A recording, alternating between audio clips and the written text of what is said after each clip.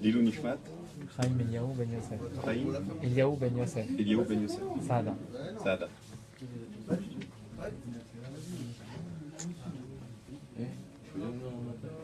Vas-y. Lilou Nishmat, Fais la traduction. Bar Simcha. Traduction, Marco et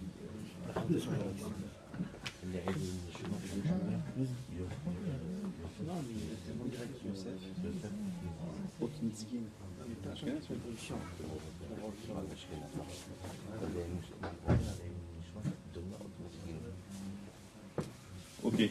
Merci. Donc si vous voulez bien, on va commencer. Allez, s'il te plaît. On y va. Donc le thème de ce soir, c'est les deux étapes du dévoilement du Mashiach. Et il se trouve que par l'Ashgacha Pratit, la paracha qu'on a lue ce Shabbat, Vayera, fait un peu allusion à ces deux dimensions du dévoilement du Mashiach, puisqu'on parle entre autres de la naissance de Yitzhak Avinu. Et vous savez que Yitzhak, il symbolise la Géoula, puisqu'on nous dit que de la même façon que Abraham et Sarah étaient âgés et donc avaient désespéré d'avoir un enfant, alors aussi à la fin des temps, on risque malheureusement d'être désespéré de la galoute qui a duré et qui dure encore. Et donc finalement le prophète Ishaïa, et je vais vous lire un passouk qui est commenté par le Midrash d'ailleurs, le passouk qui dit « Abitu el Avraham avichem ve'el Sarah techolelchem ki echad kerativ »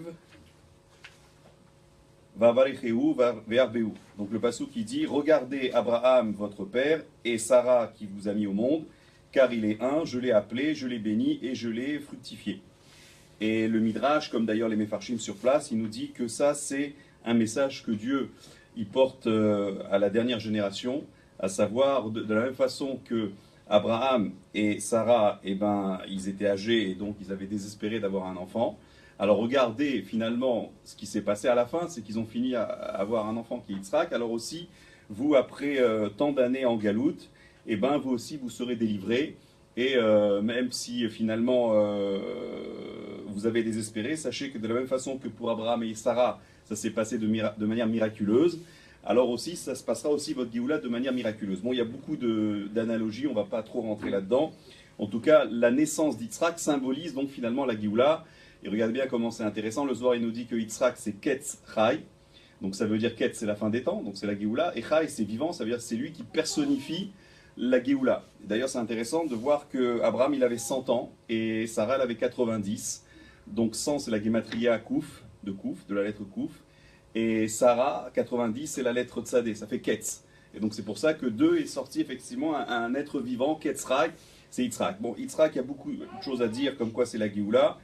Et ce n'est pas tellement le thème de ce soir. En tout cas, lorsqu'on parle de la naissance de Yitzhak dans la paracha, ça fait allusion à la Géoula. Et à ce propos, lorsque l'un des anges, ou d'après le Zohar, la Shekhinah elle-même, ou d'après d'autres, c'est plutôt la Neshama de Yitzhak, qui est venue donc annoncer à Sarah la naissance de son enfant, elle a dit « Shovashuv, Elecha, je vais revenir vers toi à la même époque, Keetraya, etc. » Et vous savez que ça s'est passé à Pessah, et la Moed, donc c'est effectivement à Pessah que Yitzhak il est né. Et donc finalement on a annoncé qu'il y avait cette naissance, mais on l'a annoncé avec deux termes qui sont analogues, apparents, et donc c'est Shovashuv. Et alors on pose la question, pourquoi finalement deux mots pour dire que Dieu il va revenir? Alors ça veut dire quoi il va revenir? Alors il y en a qui expliquent parce que ça c'est l'annonce, après il va avoir la conception et la naissance, la Mila, donc il y a un retour. Mais pourquoi dire avec ce double langage Shovashuv? Pourquoi ne pas dire tout simplement Ashuv? D'ailleurs comme c'est marqué un peu plus loin, Ashuv je vais revenir Elecha. Pourquoi ici c'est marqué Shov Ashuv, je vais revenir vers toi? Et le Rachem Akadosh, il nous dit parce qu'il faut savoir que lorsqu'il y a eu la naissance d'Yitzhak, alors il est né avec une Neshama de Nekeva, ça veut dire féminine. Et donc il ne pouvait pas donner naissance à un enfant, tout simplement parce que le féminin, il est Mekabel, il reçoit, il ne peut pas donner, donc il ne peut pas donner naissance à un enfant. Et c'est lorsqu'il y a eu la Hakeda, donc c'est aussi le sujet de la paracha à la fin, alors finalement on nous dit que sa Neshama l'a quitté au moment de la Hakeda, même si finalement il n'a pas été tué parce que l'ange l'a interrompu, etc. Il n'empêche qu'on nous dit que la Neshama de Yitzhak a quitté son corps. Et il y a eu à ce moment-là une traite à Métim. D'ailleurs le Midrash dit que le premier qui a dit Baruch ata Hashem echaya Métim, c'est Abraham Avinu à propos de son fils Yitzhak. C'est pour ça que cette bracha elle s'appelle Gvura, parce qu'elle correspond à Yitzhak. Et donc c'est lui le premier, si on peut dire, qui a bénéficié de Triat Hameti. Et à ce moment-là, il y a une nouvelle Neshama qui est descendue. Et cette nouvelle Neshama, c'était une Neshama Zahar, qui était donc masculine. Et donc qui pouvait lui permettre d'avoir des enfants. Donc finalement, il y a eu deux Neshamot en Yitzhak. C'est pour ça d'ailleurs, il y a marqué Shov Ashuv. Donc Shov, ça veut dire je vais revenir une fois pour la naissance. Donc effectivement, pour cette Neshama qui est féminine. Et donc imparfaite d'une certaine manière, et donc il y aura Ashuv, je vais revenir, et ça sera effectivement au moment de la Keda, et d'ailleurs, regardez bien, il y a le Aleph qui est présent ici, donc ça veut dire qu'il y a un Gilouï qui est très fort, puisque Aleph, ça représente Akadosh Baruch Hu, Aloufo Shel Olam. Et donc, finalement, on va expliquer que lorsque l'on parle de la Géoula, qui est symbolisée par Yitzhak, il y a deux niveaux, il y a deux étapes. Il y a l'étape de Shov, donc c'est, on va dire, quelque chose de naturel, donc une naissance physique, et lorsque, effectivement, on parlera de la Géoula avec tous les Nissim, etc. Alors on parlera de Ashuv avec le Aleph qui va apparaître, donc le Aleph de Géoula. Et là, effectivement, c'est la deuxième étape. Et donc, par conséquent, on voit déjà que dans notre paracha, il y a cette idée que dans la Géoula, il y a deux étapes. Et on va voir aussi que dans la venue du Mashiach, dans le Mashiach lui-même, dans son dévoilement, il y a aussi l'idée de deux étapes. Et justement, je voudrais commencer par vous rapporter deux psukim des Nevi'im qui vont dans ce sens. Le premier, c'est justement, toujours à propos de notre passouk de la paracha Shov Ashuv, c'est marqué dans Zecharia au chapitre 8, là-bas au verset 3, c'est marqué Ko Amar Hashem, Shavti El Tzion, Veshachanti Betor Yerushalayim. Et puis il y a la suite, mais c'est pas la peine qu'on va le dire, découler.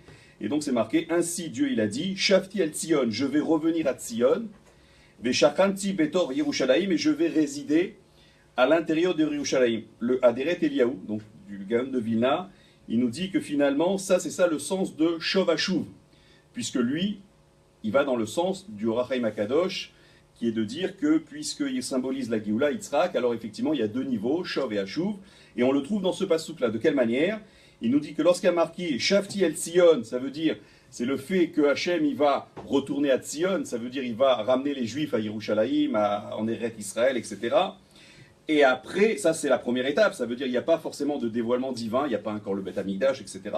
Et après c'est marqué Veshachanti Betor Yerushalayim, donc Shachanti c'est la Shekhinah qui va se dévoiler, ça c'est le Beth Amikdash, Betor Yerushalayim, donc c'est effectivement un deuxième niveau, et ça c'est effectivement la Géoula. Donc on voit qu'effectivement il y a cette idée que Yitzhak qui symbolise la Géoula, et bien cette Géoula elle a deux étapes, une étape où les Juifs retournent sur leur terre, et on peut dire que ça a déjà commencé, mais il n'y a pas encore la Géoula, il n'y a pas encore le Beth Amikdash, et après il y aura la deuxième étape, Veshachanti Betor Yerushalayim, il explique le Aderet Eliyahu, que ça correspond à la première partie, Veshavti El Tzion, ça correspond à la période qu'on appelle Mashiach Ben Yosef, et lorsqu'on nous dit Veshachanti Betor Yerushalayim, ça représente le dévoilement de Mashiach Ben David. Et ce qui est intéressant, c'est que lorsqu'on nous dit Veshavti El Tzion, Tzion c'est la gématria de Yosef, et donc ça fait bien allusion effectivement à cette période de Mashiach Ben Yosef, d'autant plus que lorsqu'on nous dit que Shov Ashuv, Shov c'est la première partie, et Ashuv c'est lorsqu'il y aura la deuxième partie. La deuxième partie, on a dit pour Yitzhak, c'était au moment de la Keda.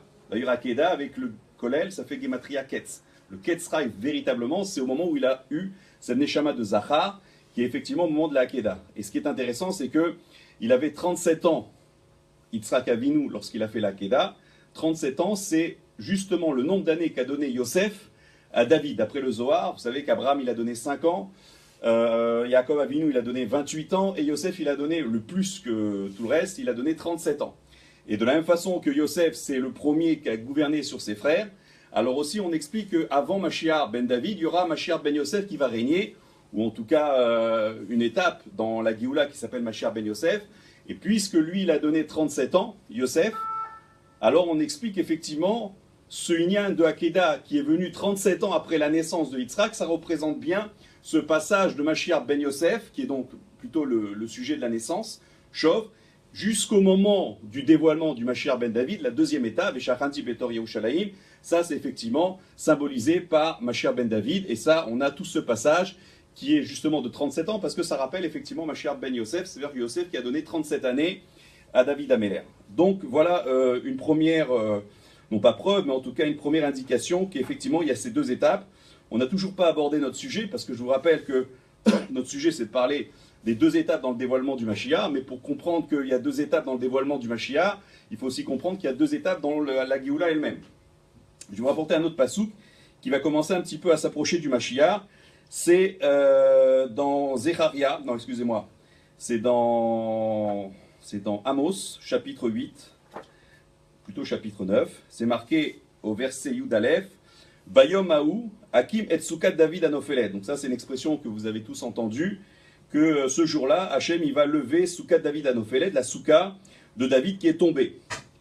Et là-dessus, justement, il y a un commentaire intéressant du Malbim, qui dit que, non pas qu'il y a 2 étapes, mais lui, il pense plutôt qu'il y a 3 étapes, mais en réalité, vous pouvez les résumer à 2. Il dit comme ça, il dit qu'en réalité, comment il va se dévoiler Mashiach, parce qu'il nous dit que Soukat David Anophelet, puisqu'on parle de David, on parle de la royauté de David. Et la royauté de David, elle apparaît en 3 étapes dans l'histoire. De quelle manière ? Il dit dans un premier temps, il y aura un berger, ça veut dire il y aura un tzaddik qui va conduire son peuple, et il va, Vaikov, comme il dit d'ailleurs le Rambam, il va les forcer d'une manière douce avec le shalom, mais en tout cas, il va essayer de les influencer, de les contraindre d'une manière ou d'une autre à faire Torah et mitzvot, au point qu'ils vont accepter cette manière d'être influencés, et donc finalement, c'est un roé, c'est effectivement un berger, mais qui essaye de forcer d'une certaine manière son peuple à faire Torah et Mitzvot. Donc ça, c'est effectivement le fait que la souka de David, elle va commencer à apparaître, mais elle est anophélet, ça veut dire elle est encore détruite, elle est complètement au parterre. Mais on la voit, on voit déjà qu'il y a un germe de cette Malchut Bet David, puisque jusqu'à présent, c'est un peu comme la lune qui avait disparu, maintenant on voit qu'elle commence à réapparaître, mais elle est encore au ras des pâquerettes, comme on dit, ça veut dire c'est comme le premier jour, où finalement on voit que la lune elle est apparue, mais elle est encore très, très, très petite, la lumière elle est très faible. Et donc c'est la première étape où on voit effectivement un tzaddik qui se dégage dans l'histoire et qui va conduire son peuple, mais en essayant finalement de les contraindre d'une manière ou d'une autre, avec sourire, avec shalom, ce que vous voulez, mais en tout cas ça s'appelle Vaikov. Et puis la deuxième étape, c'est lorsque ce peuple-là va comprendre qu'effectivement ce tzaddik-là, eh ben, il est au-dessus des autres et il ne faut pas simplement faire ce qu'il nous demande parce qu'il nous demande de le faire, il faut accepter sa royauté. Donc la deuxième étape, il dit le Malbim, c'est le fait qu'on va accepter qu'il soit notre roi. Et donc avec Ratson, ça c'est l'étape supplémentaire, on est parti de la contrainte au fait de l'accepter avec Ratson. Et ça, il dit, c'est la souka qui commence à être montée. Mais ça reste une souka. C'est quoi une souka ? C'est une maison provisoire, c'est quelque chose qui est fragile. Donc on voit qu'effectivement, il y a quelque chose qui est établi, mais ça reste quelque chose de fragile. C'est le fait qu'on est passé à la deuxième étape. Ça veut dire que cette fois-ci, le peuple juif accepte ce roé comme étant effectivement le Melech, et donc on le respecte avec Ratson. Et la troisième étape, c'est lorsqu'il va devenir Mashiach ben David, et lorsque la royauté divine va aussi se dévoiler. Ça, c'est ce qu'il va faire, ça veut dire la construction du Beth Amikdash. Et là, effectivement, Iti le Malbim, c'est plus une souka, c'est une maison solide qui va effectivement être construite. Et là, c'est effectivement ce qu'on appelle Malchut Bet David, c'est vraiment baït, c'est vraiment une maison, quelque chose de solide, de durable. Et donc, on a effectivement 3 étapes. L'émergence d'un tzaddik qui contraint, ça c'est la souka qui est au parterre. Le tzaddik qui finalement est accepté comme roi, mais il n'a pas encore réalisé ni dévoilé la royauté divine. Et donc, lui-même, il n'a pas été dévoilé comme étant Mashiach ben David. Il est peut-être, il ne le dit pas le Malbim, mais d'après ce qu'on comprend, il est peut-être du niveau de Mashiach ben Yosef. Et après, effectivement, il dévoile la royauté de David par le fait qu'il reconstruit le Beth Amikdash. Et donc, dans ce cas-là, effectivement, on n'a plus une souka, on a véritablement une maison. Et donc, on a ces 3 étapes qui vont un petit peu dans le sens de ce que l'on a dit. Il y a une graduation dans le dévoilement du Mashiach, dans la Géoula. Et là, effectivement, on est rentré dans le vif du sujet parce qu'on parle directement du Mashiach lui-même. Et lorsqu'on parle du Mashiach, autant parler de la halacha elle-même. Et pour cela, je vais commencer par vous ramener la halacha bien connue, surtout ici, du Rambam, dans le chapitre 11, la halacha d'Alet, qui parle effectivement de ces 2 aspects du dévoilement du Mashiach. Tu veux pas un verre d'eau? Allez, je vais voir. Fais une bracha comme ça. Alors, la halacha, comme ça, sera l'occasion d'étudier une halacha du Rambam. Il dit comme ça: Vim yamon melam ibet David, uga batora veoseb mizot ke David aviv. Donc, s'il se lève un roi de la descendance de David qui étudie la Torah et qu'il fait les mitzvot comme David son père, kefi Torah shebirtav veshepealpe veikov kol Israël. Il va contraindre, c'est un petit peu ce que disait le Malbim. Merci. Il va contraindre tout Israël, et Yeler Baul Chazek Badeka, il va effectivement contraindre Israël à suivre la Torah, il va effectivement boucher les brèches, etc. V'ilachem milchamot Hashem, il va faire les guerres de Dieu. Arezé becheskat shumashiach. S'il fait tout ça, alors il est ce qu'on appelle becheskat shumashiach, ça veut dire il est présumé Mashiach. Donc ça veut dire qu'il n'y a aucune preuve, mais en tout cas, on le présume Mashiach parce qu'il a déjà des qualités qui ressortent un petit peu des autres êtres humains, des autres juifs, des autres tzadikim ou rabbanim. Et donc on va le considérer comme étant becheskat shumashiach. Im, alors maintenant regardez bien la suite. Im asa ve'asliya ve'netzar kol haumot shesevivav ve'ubana migdash mukomo. Si maintenant il fait et il réussit et il gagne tous les humot, toutes les nations qui sont autour. Vous savez qu'Israël aujourd'hui, on est tout à fait dans ce cadre-là. On est entouré de nations qui veulent notre peau. C'est le cas de le dire. Et donc, il va amener la victoire sur les nations qui sont autour de lui. Autour de lui, c'est autour d'Israël. Et il va construire le Beth Amikdash à son endroit. Puis Kabes Nitra Israël, il va rassembler tous ceux qui sont dispersés d'Israël. Arezé, Mashiach Vadaï. S'il fait tout ça, alors on n'est plus dans la présomption, on est dans l'évidence, dans la certitude. Il est Mashiach Vadaï. Donc on voit bien que même chez le Rambam, il y a effectivement deux stades, deux étapes dans le dévoilement du Mashiach. Une première étape où il est finalement présumé et il n'a pas réalisé, on va dire, grand-chose, mais c'est un peu grossier de le dire. Il a simplement mis en place toute une organisation pour amener les Juifs à la Torah. Et lui-même, il est tout à fait exceptionnel puisqu'il descend de David Ameller et il étudie la Torah comme personne d'autre et aussi il fait des mitzvot de son affaire. Ça suffit déjà pour le présumer Mashiach, mais si il va plus loin, ça veut dire il réussit dans ses guerres de Dieu. Alors les guerres de Dieu, ça peut être les guerres spirituelles, mais aussi les guerres physiques. Et si finalement il construit le Beth Amikdash, alors c'est vraiment le Beth Amikdash qui va faire toute la différence, et c'est là on peut être sûr et certain qu'il est effectivement le Mashiach sûr et certain, et en plus il ramène les Juifs, etc., sur la terre d'Israël. Mais regardez bien, il y a une partie qui d'ailleurs, pendant un certain temps, a été censurée, mais aujourd'hui, on a la possibilité, on a accès sur ce passage-là. On nous dit « Ve'im lo itzliar adko » s'il n'a pas réussi jusqu'à maintenant, ou ne'erag, ou alors il a été tué. « Biyadu ha'she'enoze she'avticha alav Torah » alors ça sera su, ça sera donc certain, que c'est pas lui qui a promis la Torah. Ou kechol malche bet David ashlemim akshirim shemetu. Et donc il sera considéré comme tous les rois de la maison de David qui étaient donc intègres et qui étaient cachers et qui sont morts. Velo amdu akadosh baruchu ou ella lenasot borabim. Et s'il a fait en sorte qu'il y a un tel qui a commencé à émerger et pourtant finalement il n'a pas été jusqu'au bout puisqu'il a été tué ou qu'il n'a pas réussi jusqu'à là, alors ça sera considéré comme si c'était une épreuve pour le rabbin. Etc., etc. On ne va pas aller plus loin. Il ramène un passouk qui dit que finalement, s'il tarde à venir de Habakkuk, alors ne désespérez pas, il y aura un autre moment où il viendra, etc.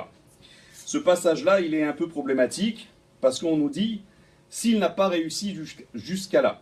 Alors je vais vous dire deux choses. Je vais essayer de me permettre de dire des choses dans ce Bet Rabat que tu ne peux pas dire ailleurs. Que je ne peux pas dire. D'une part ailleurs, que je n'ai jamais dit. Ils vont fusiller. Première chose, il y a une allusion très intéressante. Parce que vous savez que c'est bien de dire des simanim. À ce propos, je vais vous dire, et vous connaissez sûrement, ce que dit le Rosé de Louveline, Rabbi Yaakov Yitzhak Horowitz. Il dit que finalement, de la même façon qu'un fils, il n'a pas droit de faire un reproche à son père, parce que Kibud Avahem, donc il ne peut pas lui dire, tu sais, c'est pas bien ce que tu fais, etc. Alors comment il doit s'y prendre si vraiment le père se conduit mal? Alors il doit ouvrir un texte, Shulchan Aruch par exemple, il lui dit, voilà papa, regarde ce qu'il a écrit. Et comme ça, le père, il comprend qu'il a mal agi. Mais il ne doit pas lui dire, tu sais, t'as tort, c'est pas comme ça qu'il faut faire, etc. Ça, c'est un manque de respect.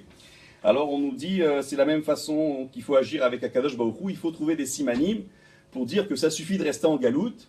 Et que, regarde, dans ce passouk, les rachetevot ou les sofetevot, ça donne l'année en question dans laquelle nous sommes. Et donc, ça veut dire, on ne peut pas te dire, arrête, c'est pas bien ce que tu fais, de nous laisser encore en galoute.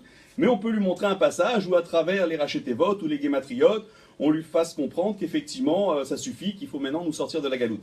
Et donc, c'est bon de sortir des simanim, et tout le temps, les rabbanim ont sorti des simanim sur les années, ou sur Mashiach, la Géoula, et en particulier le rabbi, il l'a fait souvent. Et donc, c'est pour ça que je vais commencer par un petit siman très intéressant sur l'année 5777, à partir de cette halakha du Rambam. C'est marqué « Ve'im yahamod meler, mi bet David ». Ça veut dire « s'il se lève », vous savez que c'est le début, le démarrage de la venue du Mashiach.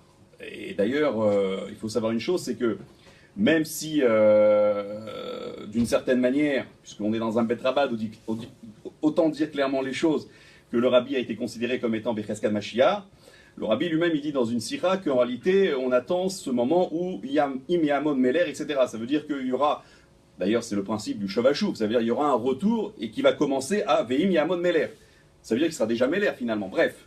Mais ce qui est intéressant, c'est que si vous faites la gematria de Veim Yahamod, et vous savez que le même, il a deux gématriotes, même c'est 40, mais comme c'est la lettre finale ici, même, la gematria c'est 600. Donc si vous utilisez les deux, comme il fait souvent le Khatam Sofer, il prend les deux valeurs, alors vous allez trouver que Veim Yahamod, et le Im, ça ne veut pas dire si, ça veut dire quand il va se lever. Donc c'est vraiment un temps. Veim Yahamod avec les deux valeurs du même, ça fait exactement Tafshin Ain Zain. Ça veut dire 777, l'année en question. Donc ça veut dire le temps de Veim Yahamod, ça fait allusion à notre année, et qui Meler Mibet David. Alors bien sûr, la Lacha, elle parle clairement du Mashiach, mais on peut trouver une allusion aussi à la première étape dans le dévoilement du Mashiach, c'est-à-dire Mashiach ben Yosef, puisque la gematria de Meler Mibet David, si vous comptez les 10 lettres en plus, ça fait exactement Mashiach ben Yosef. Donc finalement, dans les premiers mots de la Halacha qui parlent des deux passages, des deux dévoilements, des deux étapes du dévoilement du Mashiach, on a Veim Yahamod, l'année 777, Meler Mibet David, Mashiach ben Yosef. Et effectivement, il sera Becheskat Mashiach, et après, effectivement, il y aura une deuxième étape où il va construire le Bet Hamikdash, Kibbutz Galouyot, etc., etc. À propos, et là je vais un petit peu m'engager, à propos de la suite, il y a une problématique. C'est marqué Ve'im lo itzliar adko, et s'il n'a pas réussi jusqu'à là, Onerag, où il a été tué. Alors beaucoup se sont penchés sur la question, qu'est-ce que ça veut dire adko? Ça veut dire jusqu'à maintenant. C'est comme ça qu'on traduit. Mais alors, alors comment expliquer adko? Ça veut dire jusqu'à maintenant. Alors il y en a qui disent, il n'a pas commencé. Ça veut dire qu'il n'a pas réussi, il n'a rien fait, tout ce qu'il a fait, il n'a pas réussi. C'est ça que ça veut dire adko. Mais dans ce cas-là, on répond à ceux qui pensent comme ça, que finalement, s'il n'a même pas réussi, parce qu'on nous dit qu'il faut qu'il réussisse, pour que, effectivement, on puisse l'appeler Mashiach, Becheskat Mashiach. Alors on nous dit que s'il n'a même pas réussi, ça veut dire, imaginez-vous quelqu'un, il dit voilà, moi je vais entreprendre de faire tchouva aux gens, je vais réparer les brèches, etc. Mais finalement, je ne réussis pas. Tout ce que je fais, je ne réussis pas. Est-ce que ce monsieur-là, on va dire, il est Becheskat Mashiach? Donc on ne peut pas dire Adko, ça veut dire qu'il n'a même pas réussi. Parce que dans ce cas-là, comment on peut l'appeler Becheskat Mashiach? Donc c'est sûr que Adko, ça ne veut pas dire qu'il n'a même pas réussi. Alors on peut dire Adko, ça veut dire il est mort. Il est mort entre-temps, il est mort de maladie ou d'autres choses, etc. Et là, ça ne marche pas non plus. Pourquoi? Parce que comme il y a marqué où il a été tué, autant mettre tout ça dans un même terme et dire il est mort. C'est pas la peine de dire Adko, ça veut dire il est mort. Onerag, il a été tué. Dis-moi il est mort, et dans ce cas-là, c'est pas lui. Donc ça marche pas non plus. Alors on a dit Adko, ça veut dire que il n'a pas encore réussi. Ça veut dire qu'il a commencé à réussir, mais il n'a pas encore. Dans ce cas-là, pourquoi on considère qu'il n'est pas le Mashiach Vadaï? Laisse-lui encore du temps. Il n'a pas réussi aujourd'hui. Mais peut-être il va réussir demain, après-demain, etc. Non, on ne parle pas d'il mort. Mort, on a dit, c'est pas possible d'expliquer comme ça. Adko, ça veut dire qu'il n'a pas réussi jusqu'à maintenant. Mais ça veut dire laisse-lui encore du temps. Et là, vous allez effectivement vous poser la question, mais effectivement, il n'a pas réussi maintenant, mais peut-être demain il va réussir. Alors finalement, c'est quoi la bonne solution? Je ne sais pas. Je sais que c'est les questions qu'on se pose aujourd'hui, et même les plus grands spécialistes sur Mashiach, que ce soit chez Chabad ou un autre, ne savent pas expliquer le terme du Rambam Matko. La seule chose que je peux dire, puisque je suis dans les Simanim, que depuis que le Rabbi il a été clairement considéré comme Becheskat Mashiach, c'est l'année Tzadik, et je vais parler de cette année Tzadik où il a eu 90 ans, c'est l'année Tafshin Nun Bet. Alors, jusqu'à aujourd'hui, l'année Tafshin Ain Zain, ça fait 25 ans. Donc, Adko, c'est une allusion que finalement, s'il n'a pas réussi, qu'il a fallu attendre, peut-être qu'il faut attendre maximum Adko jusqu'à 25 ans. Et là, effectivement, on a Im Yahamod, qui est l'année 5777, Meler Mibet David, Mashiach ben Yosef, etc., Becheskat, etc. Donc ça, ce sont que des allusions sympathiques. Je vous en donnais encore deux plus forts, mais tout à l'heure.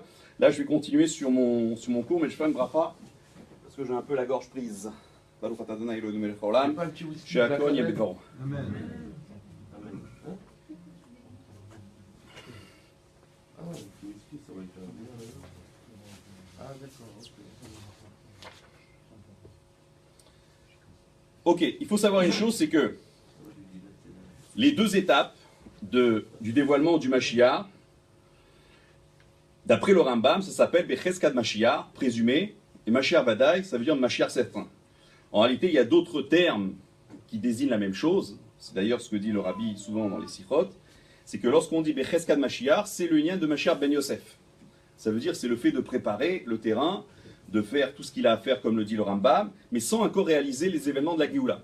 Et Mashiach ben David, c'est effectivement le fait qu'il va réaliser la Géoula, à commencer par la construction du Beth Amikdash, de gagner les guerres de Dieu, de ramener les Juifs en Israël, etc., etc.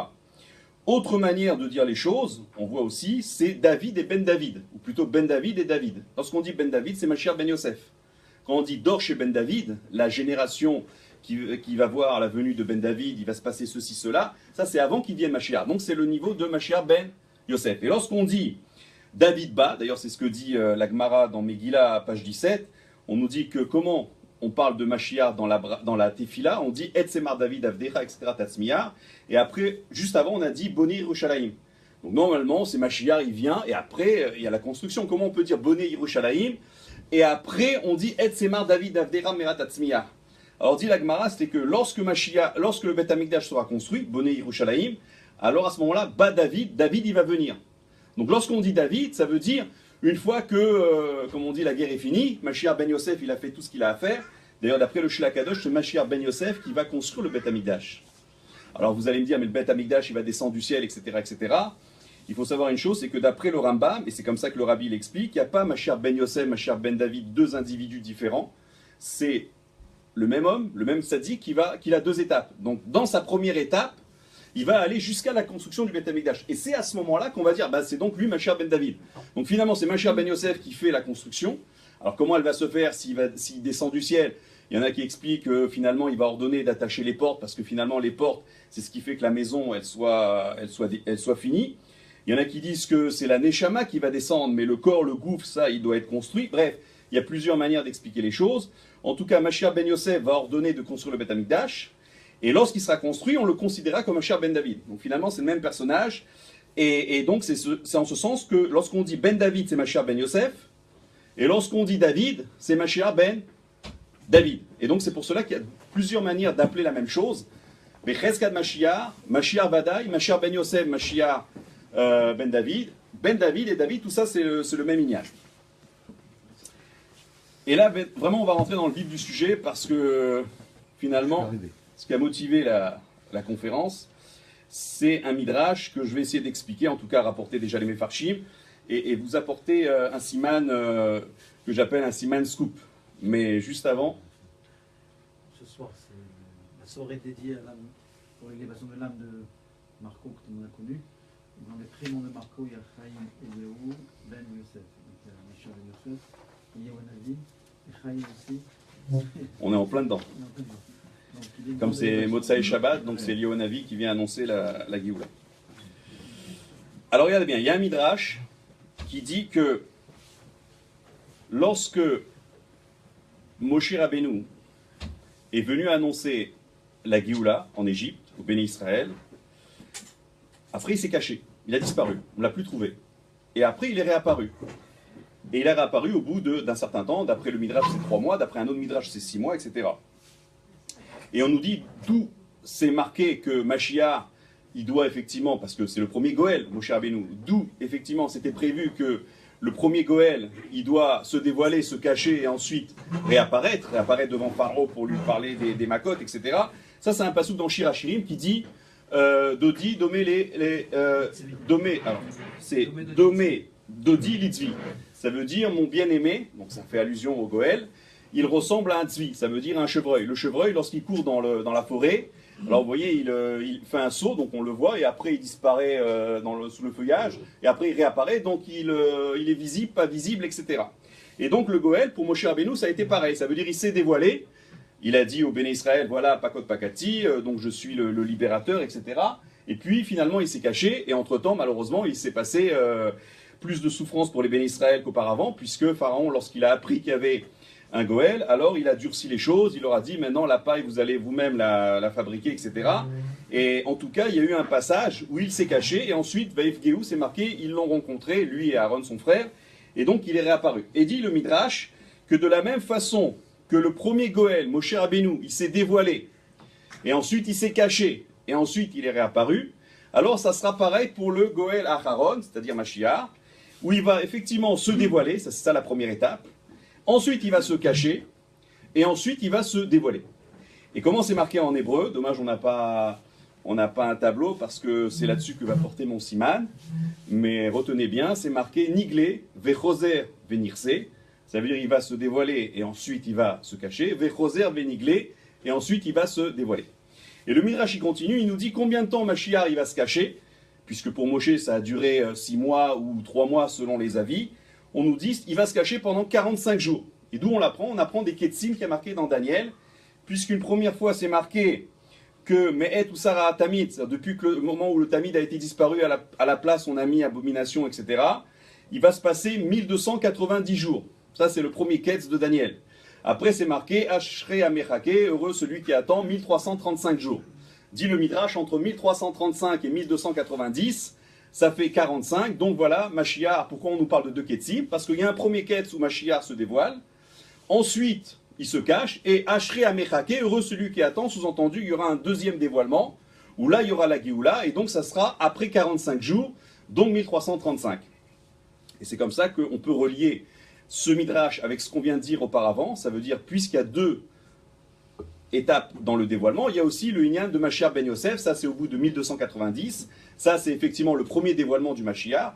Comme un peu Moshe Rabbeinu, il s'est dévoilé la première fois, il n'a pas réalisé encore la Géoula, donc il était présumé, en tout cas il voulait que tout le monde le considère comme le présumé, et après lorsqu'il est venu une deuxième fois, il a commencé à faire les makotes, etc., jusqu'à la libération, ça effectivement il s'est dévoilé en tant que, si on peut dire, Goël véritable, certain, et donc c'est la deuxième étape aussi pour Mashiach, lorsqu'au bout de 45 jours, il va se dévoiler. Maintenant, en réalité, le Midrash il continue, il nous dit, pendant les 45 jours, ça va être très difficile pour les Juifs, surtout pour ceux qui vont le suivre. Pourquoi? Parce qu'on nous dit, ils vont manger des herbes amères, ils vont être dans le désert de Yehuda, ou de Sichon, ou Og, etc. Et donc, ça va être une période très difficile, et ceux qui ne l'ont pas cru, alors ils vont devenir des moshlim, ça veut dire des gens importants chez les Humot, mais à la fin, ils vont se faire tuer. Bon, je ne viens pas ici interpréter ce Midrash, cette partie du Midrash, en tout cas, c'est pour dire que c'est une partie difficile, au point que le Khatam Sofer, il va dire c'est un Nisayon Gadol, c'est une grande épreuve qui s'est passée à l'époque de l'Égypte, et c'est aussi une grande épreuve qui va se passer au moment de la Géoula, entre le premier dévoilement et le deuxième dévoilement du Mashiach. Ne pensez pas que c'est une période très simple, c'est une période très difficile, et donc c'est un Nisayon, ça veut dire c'est une occasion de s'élever, parce que Nisayon, c'est la Shon Nes, et donc pour nous donner encore plus de mérite, pour mériter une Géoula Achishena, comme on dit, ça veut dire de manière surnaturelle, il faut subir encore ce Nisayon. Ce Nisayon, c'est le fait qu'il y a un dévoilement où finalement on se réjouit, on a l'impression que la Géoula est là. Après, hop, le Goël il disparaît, ça devient plus dur, comme ça s'est passé en Égypte.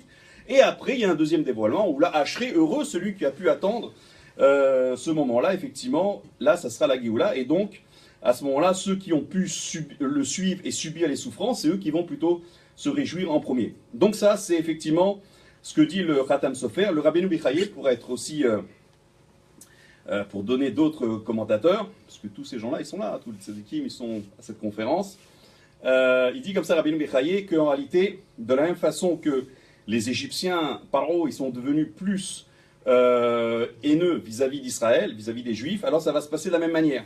Durant cette période-là, que d'ailleurs le Ramban appelle Esther Panim Shel Géoula. C'est-à-dire c'est contradictoire. Si c'est Esther Panim, c'est pas Shel Géoula. C'est-à-dire c'est une période où finalement on est dans le Zman de la Géoula, mais Hachem il se cache et c'est plus difficile qu'auparavant parce que finalement il veut nous donner le mérite de la Géoula. C'est un petit peu, ça rejoint l'idée qu'avant Mashiach, il y aura Révélé Mashiach, ça veut dire les douleurs de l'enfantement. C'est plus difficile lorsqu'on arrive à la fin qu'auparavant. Tout ça, ça se rejoint en réalité. Et il dit, le Rabbeinu Bichaye, que lorsqu'effectivement, en Égypte, les Égyptiens sont devenus encore plus méchants, Paro, etc., ça va être la même chose à la fin des temps. Ça veut dire la haine, l'antisémitisme va grandir, et c'est ce qu'on constate aujourd'hui. Alors regardez bien, on peut faire une relation, ça veut dire on nous a annoncé la Géoula, en particulier le Rabbi, il y a quelques années, et on voit que depuis ça s'est durci, ça s'est compliqué pour le Ham Israël. On est dans cette période de Asteret Panim Shel Géoula, on est dans cette période difficile où le Mashiach se cache, et effectivement on attend heureux celui qui pourra attendre jusqu'à ce deuxième dévoilement du Mashiach, Et donc finalement, c'est ça que dit Rabbeinu Bechaye, ça veut dire la haine des Juifs va grandir. Et donc finalement tout ça, regardez bien, il rajoute une précision intéressante, il dit c'est pour tromper les nations. Et d'après le Etz Yosef, qui a un commentaire sur le Midrash, il dit c'est pour tromper Gog et toute son armée. Parce que vous savez que lorsqu'on dit les nations à la fin des temps, c'est Gog ou Magog qui vont se réunir pour essayer de nous faire la guerre. Et donc tout ça c'est pour les tromper. Ça veut dire pour faire penser que le Goël finalement c'est une histoire qu'ils ont commencé à imaginer. Et puis finalement ça prouve bien que c'était du n'importe quoi. Et donc finalement tout ça c'est pour qu'ils aient plus de haine, pour justifier encore plus de Nekamot envers les nations lorsque Mashiach va se dévoiler. Oui, je sais que tu aimes bien en ce moment, cette idée-là. Voilà, donc voilà ce que l'on peut dire sur cette période où le Mashiach il est caché. Maintenant, il faut savoir une chose, c'est que est-ce qu'il s'agit vraiment de 45 jours? Vous savez que les Ketsim de Daniel, personne jusqu'à aujourd'hui n'a pu les interpréter. Et bien qu'il soit marqué clairement, on parle de 1290 jours, on parle de 1335 jours, c'est pour ça que le Midrash il nous dit c'est une histoire de 45 jours. Parle-t-on vraiment de 45 jours? Alors regardez bien, d'après le Rav Abravanel, il s'agit vraiment de 45 jours. Et pourquoi? Parce qu'il nous dit que ça correspond à la période la plus difficile dans l'année. Alors c'est vrai que la période vraiment la plus difficile, c'est le mois de Av, mais il y a quand même une autre période en hiver encore aussi bien difficile, peut-être plus, parce que c'est le début finalement des châtiments, c'est le mois de Tevet jusqu'au 15 Shvat. Et donc finalement il nous dit, et ça c'est aussi marqué dans les Midrashim, que les 45 jours depuis Rosh Chodesh Tevet jusqu'au 15 Shvat, c'est une période très difficile où il est prévu effectivement un sacré nombre de souffrances pour le Ham Israël. Et c'est effectivement durant cette période-là de 45 jours que le Mashiach devrait d'abord se dévoiler, puis se cacher pour revenir au mois de Shvat. Et j'anticipe un petit peu, le 15 de Shvat c'est Rosh Hashanah Laïlan, c'est Toupi Shvat, et Mashiach il s'appelle Tsemar. Et donc on va en parler juste après parce que Tsemar c'est plus qu'un nom, c'est carrément un code qu'on va essayer un petit peu de comprendre. Donc d'après le Rav Abravanel, ce qu'a dit le Midrash 45 jours, c'est vraiment 45 jours. Mais en réalité, tout le monde n'est pas d'accord. D'ailleurs, je vais rajouter une autre DA qui dit c'est effectivement des jours, parce que c'est intéressant. On dit que ça veut dire comme ça s'est passé en Égypte, je vais vous montrer des merveilles, donc ça veut dire c'est pareil, kiff kiff. Tout ce qui s'est passé en Égypte, ça va se passer également à la Géoula Atida. Moshe Rabbeinu, il s'est dévoilé, il s'est caché, il s'est redévoilé. Pareil pour effectivement Mashiach. Alors pourquoi pour Moshe Rabbeinu c'était 6 mois ou 3 mois, et pourquoi pour Mashiach on nous dit c'est plutôt 45 jours? Alors il y en a qui disent non, même pour Moshe Rabbeinu c'était 45 jours. Comment? Alors c'est vrai que c'est une thèse qui est un petit peu difficile à comprendre parce qu'il y a d'autres midrashim qui contredisent, mais en tout cas voilà ce qu'il dit. Il dit que le 15 Nissan, qui est finalement le jour de la Géoula de Mitzrayim, c'est aussi une année plus tôt, le jour où Moshe Rabbeinu s'est dévoilé en tant que Goël au Ham Israël, et qui leur a dit, voilà, je suis le Goël, Pakot Pakati, etc. Et finalement, il s'est caché, il est réapparu le 1er Sivan devant Pharaon pour lui parler de la plaie, la première, la plaie du sang. Et si vous faites votre calcul, depuis le 15 Nissan jusqu'au 1er Sivan, ça fait exactement 45 jours. Donc il va nous dire que exactement 45 jours ça s'est passé pour Moshe, et c'est pour cela qu'on peut dire aussi pour Mashiach, puisque tout est similitude dans les moindres détails avec Mashiach. Donc pour vous dire qu'on parle bien de jours, et même pour Moshe, on va même jusqu'à aller dire c'était aussi 45 jours. Mais Rashi, qui finalement s'intéresse au Pshat, lui nous dit que ce n'est pas des jours, ce sont des années. Et il dit clairement que Mashiach, il va se cacher 45 ans. Ça veut dire qu'il y aura 45 ans entre le Mashiach ben Yosef, le premier dévoilement, les Cheskad Mashiach, et le Mashiach ben David, puisque les 45 jours dans Daniel ne sont pas à interpréter comme des jours, mais à interpréter comme des années. Et le Ramban, dans la dispute de Barcelone, que vous connaissez, eh bien finalement il explique qu'il s'agit aussi des années, et donc on voit qu'effectivement il y a de fortes thèses, si on peut dire, qui vont dans le sens de dire que le moment, le temps où Mashiach va se cacher, c'est une histoire de 45 ans. Alors j'ouvre ici une parenthèse que je me permets de dire, parce qu'on est dans un Bet Rabad, que je n'aurais pas dit ailleurs, c'est que si on considère que le Rabbi, c'est Mashiach, et donc finalement, il s'est dévoilé une première fois en tant que Cheskad Mashiach, il s'est caché ensuite, donc on attend son dévoilement. Alors, 45 jours, c'est déjà passé. 45 ans, on n'espère pas attendre 45 ans. Donc combien de... Alors regardez bien. On dit que, c'est marqué dans la Torah, que la galoute de Mitzraïm, elle a duré 430 ans. C'est marqué Shloshim, Verba Meot Shana. Mais on sait très bien que la promesse que Dieu il a faite à Abraham, c'était 400 ans. Donc comment on peut comprendre 430 ans? Alors il y a plusieurs avis. Perké de Rabbi Eliezer, il dit la chose suivante. Il dit que, en réalité, Yosef, qui était déjà le premier en Égypte, il a eu 2 enfants 5 ans avant que Yaakov descende avec sa famille. Et comme finalement ils étaient dans la galoute, alors il faut compter double les nuits et les jours. Donc ça veut dire 5 ans plus les 210 ans, ça fait 215. Et comme il faut compter jour et nuit, ça fait effectivement 430 ans. Donc lorsqu'on dit 430 ans, c'est 215 années, concrètement, jour et nuit, parce que dans la galoute, même la nuit, on souffre, parce que, on le voit très bien avec Purim, on nous dit pourquoi on fait la Megillah le soir et le jour, parce que de la même façon qu'ils ont pleuré, ils ont crié nuit et jour, alors on doit lire la Megillah et le soir et le jour. Lorsqu'on est dans la galoute, la nuit et le jour, ça compte 2. Et donc c'est pour ça qu'on multiplie par 2. Et regardez bien, le rabbi donc nous a quittés à nos yeux. 22 ans et demi. Ça fait exactement 22 ans et demi. Donc x2, ça fait 45. Et donc finalement, on n'est pas très loin. Donc on est dans une histoire de 45. Bref, je continue. Ça les arrange. Ça nous arrange. Tout le monde. Mais j'aurais pas dit ailleurs ça. Ok. Ah ouais, il t'aurait. Ok. Prends pas 45 jours, ça serait mieux, hein. Mais c'est passé. Ouais. Ah oui, c'est vrai. Sauf si on dit que Mashiach n'est toujours pas là, mais à ce moment-là, il faut savoir de qui on parle. Je reviens sur mon midrash, enfin sur mon cours plutôt. On dit que Mashiach il s'appelle Tsemar. Alors, encore une fois, dommage qu'on n'a pas de tableau, mais si vous pouvez voir ce que je vais vous montrer, c'est intéressant parce qu'on a dit que Tsemar, c'était pas simplement, un nom, c'était un code. D'ailleurs, le Maharal de Prague, dans Gvurot Hashem, au chapitre 30, il nous dit que pourquoi finalement Mashiach, comme Moshe Rabbeinu, il a dû se cacher et ensuite il s'est dévoilé, et pareil pour Mashiach, parce que lorsqu'il s'est dévoilé, Moshe Rabbeinu, il a dit Pakot Pakati. D'accord? Donc il a dit 2 fois. Donc il y aura 2 Pekida. Une première Pekida, ça veut dire un souvenir, une Géoula pour dire voilà, je m'annonce, je suis le Goël. Et une deuxième pour réaliser la Géoula. Et donc c'est pareil à propos de Mashiach, parce qu'il y a un pasouk à propos de Mashiach, l'appelant justement de Tsemar. Alors si vous me laissez 2 minutes pour. Voilà, c'est marqué comme ça. Ine ish Tsemar, Shemo, ou mitartav itzmar, ou bana et echal Hashem. Donc il rapporte le Maharal de Prague, ce sera pareil pour Mashiach, puisque c'est marqué ish Tsemar. Donc un homme qui est Tsemar Shemo, son nom c'est Tsemar, et ou mitartav, de là où il est, itzmar, il va surgir. Donc 2 fois c'est marqué la notion de smichut. Une première fois, donc il est appelé Tsemar, et après c'est marqué itzmar.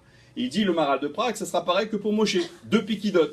Une première fois où il se dévoile, ensuite il se cache, et après de nouveau il surgit. Et ça on l'apprend du mot Tsemar, d'accord? Regardez bien, Tsemar c'est intéressant parce que c'est vraiment un code. D'ailleurs le rabbi il dit dans une sira, Tsemar c'est pas simplement son nom.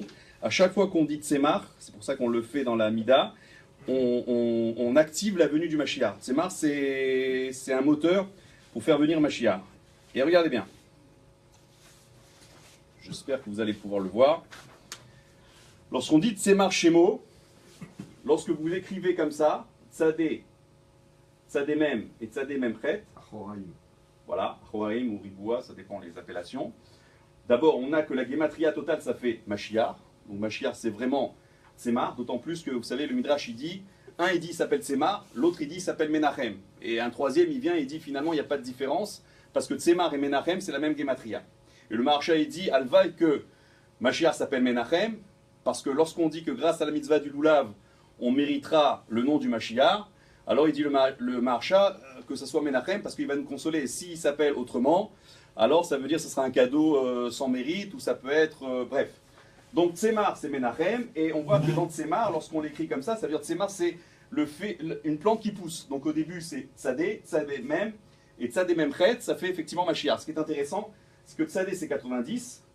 90, donc ça représente 5 fois 18. Donc 18 Raïs, c'est Yosef. Donc c'est Mashiach ben Yosef. Donc c'est Niglé. C'est le premier qui se dévoile. Après les 2 lettres Sam, c'est la Shon Tzimtzum. Donc c'est bien le fait qu'il va se cacher. Et après Tsemar, il va se dévoiler, ça c'est Mashiach ben David. Et donc ça veut dire, dans le nom de Tsemar, on a effectivement toute cette idée qu'on est en train de développer depuis tout à l'heure, qu'il y a un premier dévoilement qui est celui de Mashiach ben Yosef, ensuite il se cache, Tzimtzum, et après il se dévoile, Mashiach ben David qui est Tsemar. Et Tsemar David Avdecha, après Boné Yerushalayim, comme on a expliqué, c'est bien Mashiach ben David. Et tout ça, ça donne effectivement Mashiach. Alors, pourquoi finalement Tsemar c'est important? Parce que Tsemar c'est effectivement la lettre Tzadé, et il y a un midrash qui dit qu'il y a 5 lettres qui sont finales. Vous connaissez ça? L'Echlecha il n'y a pas longtemps, donc la lettre Kaf qui est doublée. Après il y a le Mem qui est aussi doublé à propos d'Yitzhak. Il y a aussi le Nun qui est doublé à propos de Yaakov. Le Pakot Pakati à propos de la Géoula de Mitzraïm. Et Ish Tsemar Itzmar, donc c'est effectivement à propos de la Géoula Atida. Ce qui veut dire que les 5 lettres doubles représentent 5 Géoulot. Il y a eu la Géoula Pratit d'Abraham, celle de Yitzhak, celle de Yaakov. Après, il y a eu des Géoulot Klalit, comme par exemple celle de Mitzraïm, Pakot Pagati, et puis celle qu'on attend, qui est liée avec la lettre Tzadé. Et de la lettre Tzadé, on sort le passou qui parle de Tsemar. Donc dès qu'on parle de Géoula Atida, on parle de Tzadé. Dès qu'on parle de Tzadé, on parle de Tsemar. D'ailleurs, je vais en profiter pour dire ce que dit le Ben Ishraï. Il dit que pourquoi le Ketz Hayamin, ce qu'on appelle le Ketz de la fin des temps, qui n'est pas Hayamim, mais Hayamin, c'est vers de la droite, où effectivement la droite, le chesed de Dieu va se dévoiler. Pourquoi c'est la lettre Tzadé particulièrement? Il dit parce que la lettre Tzadé, parmi toutes les lettres finales, c'est la seule qui ne se retrouve pas dans un milouï. Milouï, c'est lorsqu'on écrit Aleph, on a Aleph, Lamed, P. Donc ce qui est à l'intérieur du Aleph, c'est le Lamed et le P. Lorsqu'on écrit Bet, c'est Bet, Yud, Tav. Donc à l'intérieur du Bet, il y a un Yud et un Tav. Dans toutes les lettres finales, le Kaf par exemple, on le retrouve dans une lettre, dans le milouï d'une lettre. Laquelle? Par exemple, Kaf. Excusez-moi, la lettre Samer. La lettre Kaf. La première lettre finale, elle se retrouve par exemple dans le milouï de Samer. Samer, c'est écrit Samer, même Kaf. La lettre Nun, elle se retrouve dans le milouï aussi de... Par exemple, si vous prenez Nun, ou si vous prenez... est-ce qu'il y a une autre lettre à part Nun d'ailleurs? Je ne sais pas. Nun en tout cas, c'est Zain ou Aïn, vous avez un Nun à l'intérieur. Le P par exemple, si vous prenez Kaf, vous avez le P dans le Kaf. La seule lettre parmi les 5